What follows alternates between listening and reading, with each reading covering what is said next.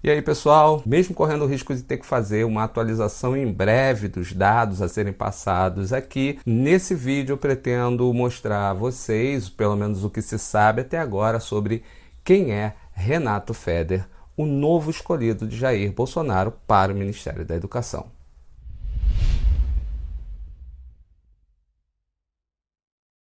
Bom, pelo menos até o momento da escolha, Renato Feder era o secretário de Educação do Estado do Paraná. No seu currículo, tirado aqui direto da Secretaria de Educação e Esporte do Estado do Paraná, é dito que Feder é mestre em Economia pela Universidade de São Paulo e graduado em Administração pela Fundação Getúlio Vargas. Foi professor de Educação de Jovens e Adultos e lecionou Matemática por 10 anos, além de ter sido diretor de escolas por 8 anos. Bom, se tudo isso estiver de acordo, pelo menos Feder tem algum conhecimento a respeito tanto de gestão escolar quanto de gestão pública de educação, o que seria, até certo ponto, um ponto positivo da escolha desse novo ministro. Um outro ponto que eu considero, por incrível que pareça, positivo diante da realidade que a gente está vivendo hoje na educação brasileira, aliás, em toda a política brasileira,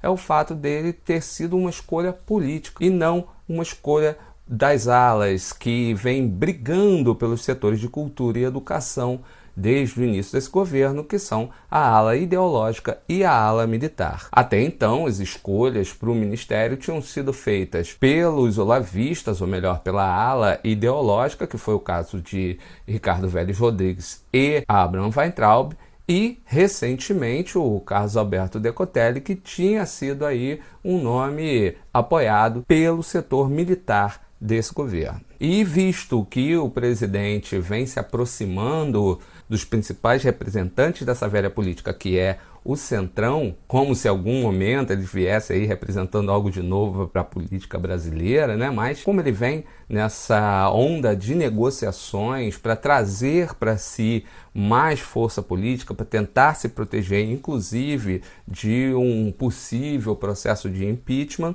ele fez dessa vez uma escolha que está ali bem próxima desse grupo político tão forte dentro do Congresso Nacional, que é o chamado Centrão. O nome de Feder já tinha sido cogitado para ocupar o lugar de Abraham Weintraub logo de início, mas sofreu uma rejeição principalmente da ala ideológica por ele ter sido um apoiador do governador de São Paulo, o João Dória. Mas parece que isso aí já foi de alguma maneira apaziguado, visto que agora finalmente foi feita a escolha definitiva, quer dizer, definitiva por enquanto, de Feder como o novo ministro. Mas além desse currículo, Feder também carrega em sua experiência de 41 anos de vida o fato de ter sido chairman, o CEO da Multilaser, uma empresa de tecnologia brasileira, e em 2016 ele teria sido denunciado pelo Ministério Público por fraude fiscal de 3,2 milhões no ICMS. E pesa também contra Feder a acusação, agora como secretário de Educação do Estado do Paraná, de ter contratado com dispensa de licitação uma rede afiliada à TV Record no estado para transmitir videoaulas para os alunos da rede estadual. O problema é que essa afiliada à TV Record não atinge a todos os municípios do estado, deixando aí 165 municípios sem acesso a essas informações, a essas videoaulas. Sendo que o estado do Paraná possui uma emissora estatal que atinge a todo o estado. Então, é no mínimo estranho a escolha de uma empresa privada que não atende a todo o território do estado do Paraná para cumprir uma função que poderia ser coberta a custo bem menor, apenas com o custo de produção, pelo próprio estado através da TV estatal. O nome do novo futuro ministro foi bem visto pelos empresários do setor de educação privada e, segundo o site da Valor Econômico, o próprio presidente da Associação Brasileira de Mantenedoras de Ensino Superior teria dito que, abre aspas, é uma pessoa aberta ao diálogo e parcerias e parece estar sintonizado com as novas tecnologias e conceitos inovadores de ensino. A questão aí é dos desafios que se apresentam para o novo ministro. Entre eles, tudo, absolutamente tudo relativo às obrigações do MEC, já que o senhor Abraham Weintraub deixou um grande vácuo de ações e um conjunto enorme de erros no Ministério da Educação. Entre eles, os problemas relacionados ao último Enem, onde ainda ficaram vagos os resultados de muitos dos candidatos e a data e todo o processo de realização do próximo Enem. Além da articulação junto ao Congresso em função da necessidade de votação urgente do Fundeb, que é o Fundo de Desenvolvimento da Educação Básica, sem o qual podemos ter um verdadeiro caos no setor educacional, inclusive muito maior do que já temos até agora. Também seria um desafio para ele uma reaproximação do MEC com as universidades, com as reitorias, né, das universidades públicas. Mesmo o fato dele ter sido bem visto e bem aceito pelos empresários do setor de educação superior, o que ele tem pela frente é um desafio de reconstrução de uma infraestrutura que vinha sendo sucateada na universidade pública. Não que eu seja totalmente desfavorável à existência da universidade privada, apesar da gente saber que, historicamente, a universidade pública acabou se tornando o espaço dos filhos da elite, enquanto a classe trabalhadora é que tira ali do seu suado salário o valor para pagar mensalidades nas universidades privadas. E aí, entre os novos desafios, também está a questão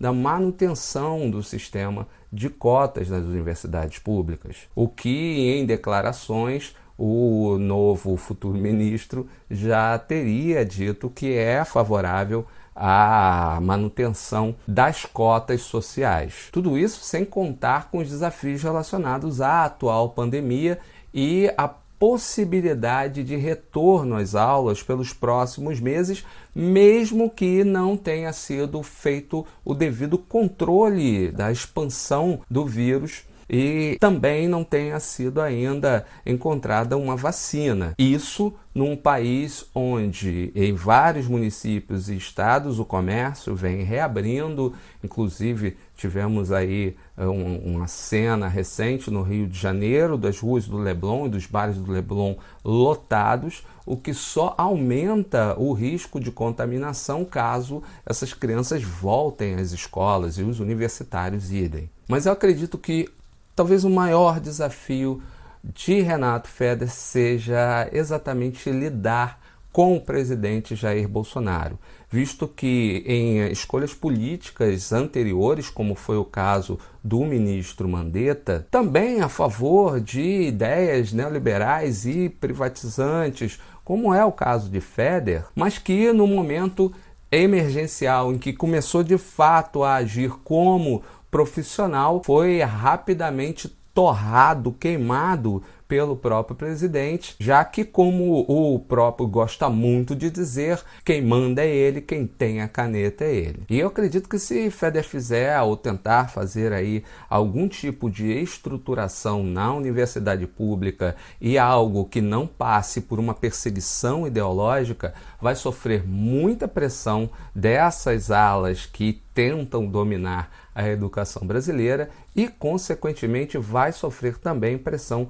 do presidente Bolsonaro, principalmente se mantiver a suspensão das aulas nas escolas públicas, já que a ordem do dia é que se possa organizar esse retorno o mais rápido possível. Bom, então daqui para frente, como eu disse nos outros vídeos, não dá para prever muita coisa. O que a gente sabe a respeito, pelo menos, do histórico dos ministros do Jair Bolsonaro, ministros e secretários que tentaram aí, de alguma maneira, fazer um trabalho desligado dessa polarização ideológica que vem sendo pregada, dessa anticiência, todos os que vêm de fato trabalhando e não se calando diante desse negacionismo, desse obscurantismo. Talvez o que dá para projetar aí para o futuro é que, se o novo ministro resolver de fato trabalhar de forma séria e mesmo dentro de suas convicções a favor da educação, em especial da educação pública, provavelmente não vai durar muito tempo, assim como não duraram os outros ministros. Bom, espero estar enganado e espero que ele possa fazer um bom trabalho. Afinal de contas, eu estou aqui para torcer a favor. Porque se eu realmente estivesse torcendo contra o Brasil, eu teria votado em Jair Bolsonaro. E aí eu quero fechar com um recado para quem acha que esse canal precisa, de alguma maneira, tentar manter uma neutralidade. Bom, esse canal tem um objetivo e eu sempre fui muito claro com relação a isso, que é a defesa da educação nacional. Inclusive, o trabalho que eu tenho feito recentemente, como já disse em um vídeo anterior, de videoaulas e de dicas para os professores que estão tendo que lidar com as novas tecnologias, está diretamente relacionado a esse meu amor pela educação e essa minha defesa, principalmente dos meus colegas professores, que em muitos municípios têm tido, inclusive, os seus salários ou parte dos seus salários cortados, reduzidos. Em escolas privadas, muitos estão sendo demitidos nesse momento. Inclusive, aqueles contratados por prefeituras também têm sido demitidos. O que se pode esperar de um trabalho sério de um ministro da Educação num momento emergencial como esse é um mínimo de coerência. Coerência essa que não tem sido uma característica básica do governo Bolsonaro. Então, por favor, não me peçam neutralidade. Vamos cair na real, botar o pezinho no chão e entender que neutralidade é algo que não existe, principalmente num momento tão sombrio quanto esse. Bom, paro por aqui. Essa foi a minha primeira análise. Vou continuar avaliando, analisando, acompanhando os rumos da educação brasileira, os rumos do MEC e os passos do novo ministro. E assim que tiver mais informações, trarei aqui para os meus colegas professores e para todos aqueles que se interessam pela educação brasileira. Um beijo e um abraço para todos e todas e até o próximo vídeo.